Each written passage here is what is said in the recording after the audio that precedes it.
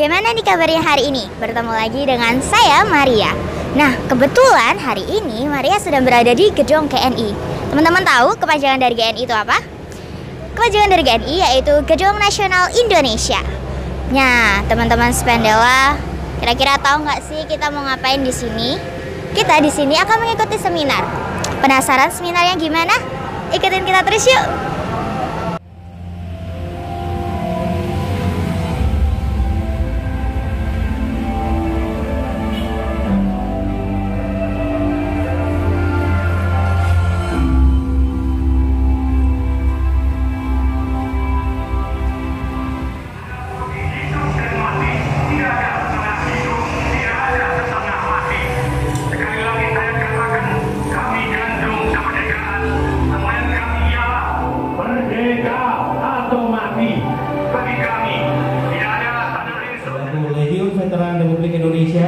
Kemudian Mas Nanang Purwono dari Pecinta Sejarah Komunitas Begandring Surabaya, dan juga Mas Adi Erlianto Setiawan, Pecinta Sejarah dari Komunitas Rodeberg, untuk bisa menempati tempat duduk yang sudah disediakan.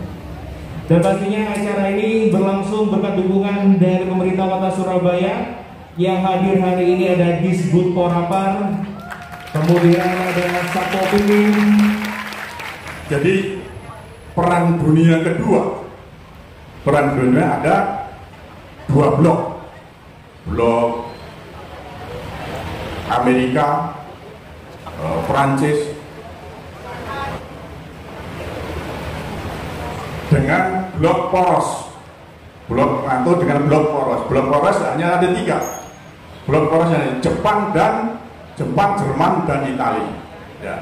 Kalau yang di wilayah Eropa sana yang berperang nanti, yang berinvasi dan sebagainya adalah Jerman. Kalau yang kita di Pasifik, di Lautan Pasifik, adalah perang Asia Timur Raya yang dipimpin oleh Jepang. Jepang yang menginvasi Korea, Thailand, Cina dan sebagainya di wilayah Asia Tenggara sebenarnya.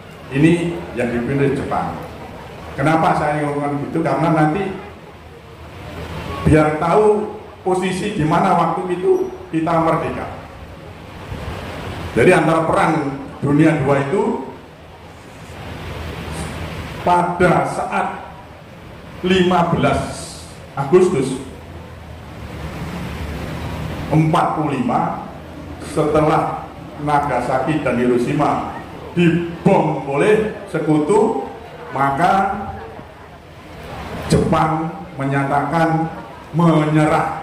Ya.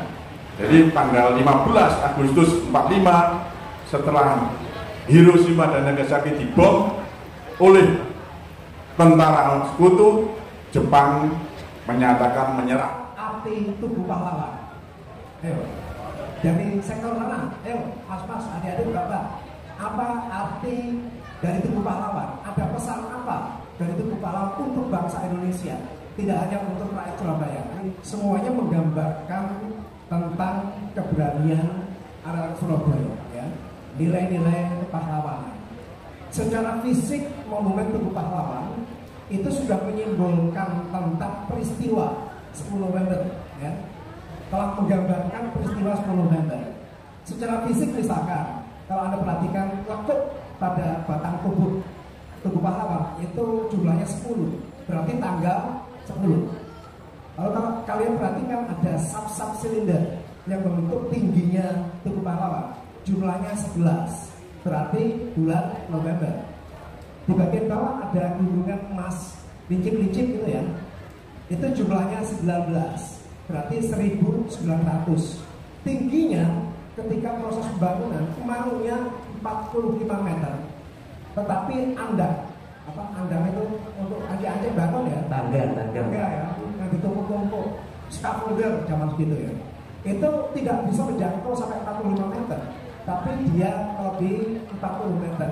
Akhirnya dipakailah satu ukuran, yaitu ya, sehingga tingginya 45 ya. Secara keseluruhan itu menggambarkan peristiwa 10 November 1945. Kita bisa lihat suasananya penuh dengan warna merah putih biru. Jadi ketika tahun 45 suasana itu berubah menjadi lautan merah putih, itu membawa dampak psikis yang besar pada pemuda-pemuda Indonesia maupun orang-orang Belandanya juga. Jepang yang melihat ini, peristiwa pelanggaran aksi ini, mereka membuat perundang-undangan yang dinamakan Osamu Seirei.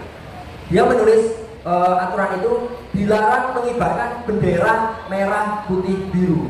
Kenapa? Karena mereka melihat akan ada potensi kekacauan yang akan muncul. Lanjut. Oke, 19 September ada peristiwa yang tadi sudah diceritakan juga. Kalau dalam historiografi Belanda disebut Hetvlag Incident. Apa yang sebenarnya terjadi? Jadi memang orang Indo itu adalah orang berdarah campuran, orang Indonesia dan Belanda.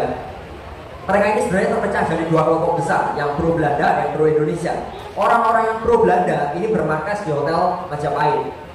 Mereka mengibarkan bendera merah putih biru, melanggar kesepakatan, melanggar aturan yang dikeluarkan Jepang.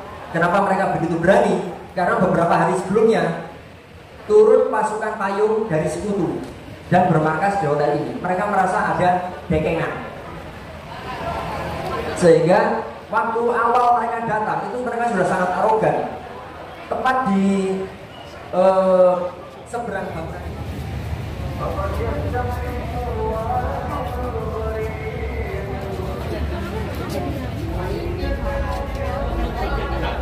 Terus apa?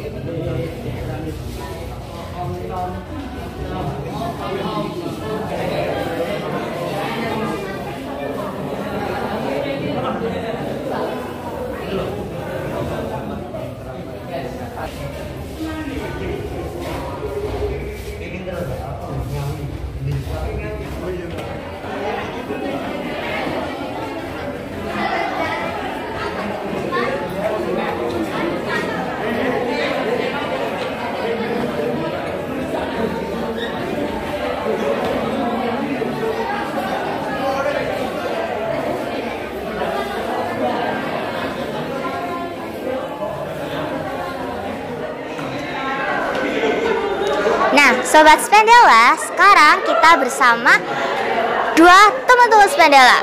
Kira-kira gimana ya pendapat mereka tentang seminarnya tadi dan apa sih yang mereka dapat? Yuk kita tanyain.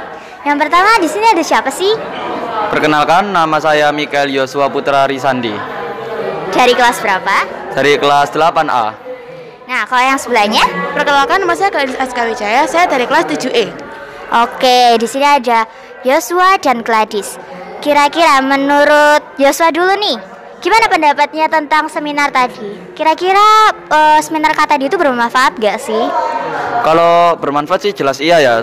Yang pertama kita lebih mengerti gimana sejarah pertempuran yang terjadi di Surabaya. Terus kita lebih tahu apa yang dimaksud sama Laskar seperti yang dijelaskan tadi dan yang lain-lain lah, banyak. Nggak bisa saya jelaskan. Oh iya, teman-teman Spendela belum tahu ya, tadi kita seminarnya membahas tentang apa. Mungkin Kak Gladys bisa jelasin dulu? Baik, seizin saya menjawab ya. Seminar tadi itu tentang perjuangan orang-orang di Surabaya atau arek-arek Surabaya ini untuk mempertahankan kemerdekaan di Surabaya. Dan juga kita di seminar tadi itu tidak hanya mengenal apa itu perjuangan Surabaya, tapi juga mendalami apa isinya yang ada di Surabaya tersebut dan juga sebab atau masalah dalam perjuangan di Surabaya ini. Wah, gitu teman-teman. Jadi waktu seminar tadi dibahas tentang bagaimana sih upaya anak-anak Surabaya, arek-arek Surabaya untuk mempertahankan kemerdekaan bangsa Indonesia. Kira-kira dari seminar tadi apa sih yang kalian dapat? Apa pesan yang bisa kalian kutip? Siapa yang bisa menjawab? Saya. Oke, izinkan saya menjawab. Kita dapat membangun atau memotivator diri kita sendiri untuk lebih berjuang lebih dari berkorban dengan hal-hal yang positif dibanding dengan hal yang negatif. Jadi, pesan yang bisa kita ambil itu kita bisa menghargai dan nantinya kita bisa meneruskan apa yang sudah diperjuangkan. Nah, segitu dulu Sobat Spendela dari kami. Wassalamualaikum warahmatullahi wabarakatuh. Dadah.